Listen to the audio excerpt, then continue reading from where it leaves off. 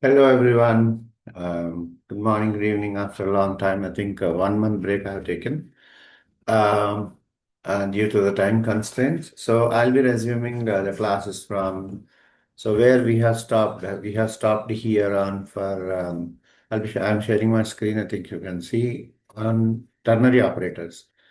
So we have completed ternary operators explanation. So next session, which is starting around 7 session, this is. So I'll be taking on constructors.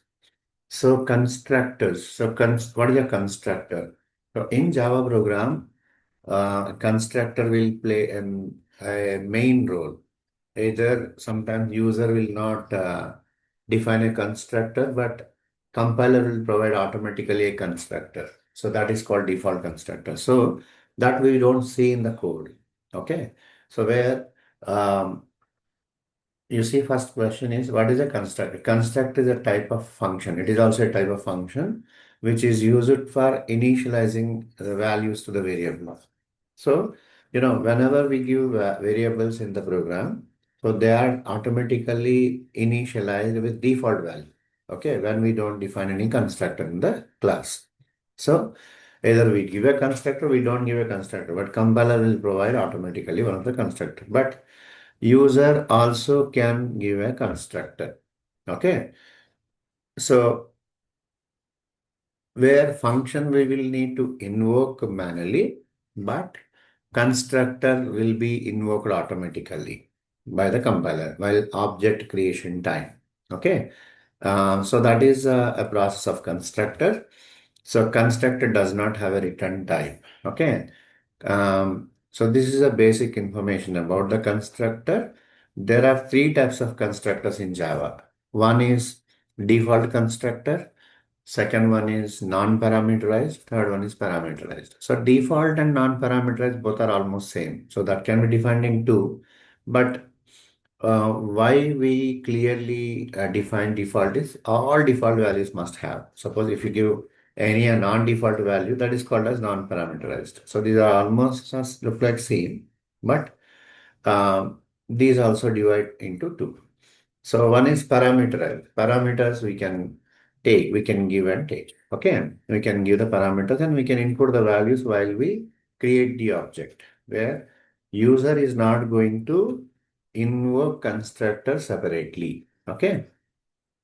So that is about the basic information about the constructor. And one more theory topic and the types of constructors in detail. The default constructor will be created by the compiler when there is no constructor is given in the class. In the sense, default constructor user can create or compiler will provide. That can both can happen. Okay.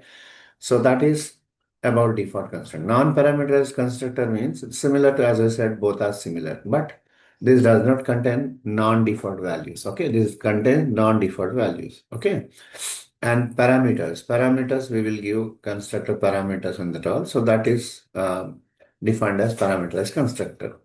So when you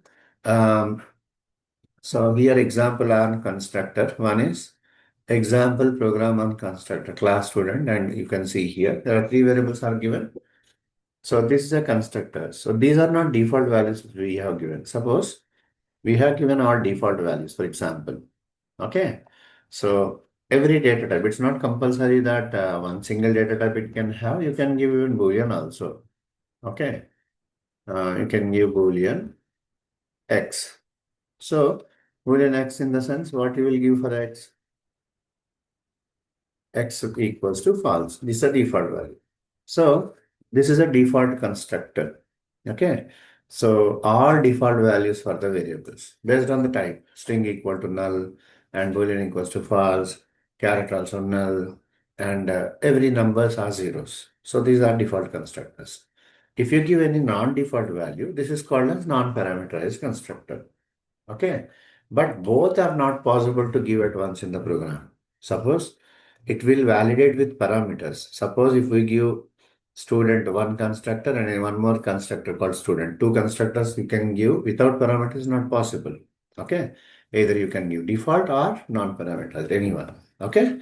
Keep this point in your mind. So this is about the constructor. So What is the use of constructor? Constructor is used to input the values. In the sense, while we create the object, automatically constructor gets invoked and we input the values. So one advantage is we don't invoke it specially like a function. Okay.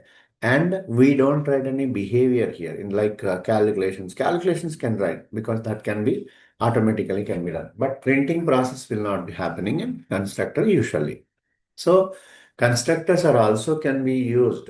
Whatever you write in method, you can write in constructor also, but we will follow the fundamentals. So constructor mostly used to take inputs where functions are used to calculate and show the behavior. That way it is going to be used. Okay. I hope you understand about it. So this is a default or non-parameterized constructor we discussed. Now, parameterized constructor example I'm going to take now. So example on constructor 2. This is parameters. So you can see here class student and two variables and string variable is given. Okay. So inputs we are taking. So when creation time object, you will need to input these three values. So that values will be passed A, B, and S. Okay. So based on your inputs, these values will vary. Okay, it is not compulsory that one value we take, it will be vary different values here. Okay, this is a parameterized constructor.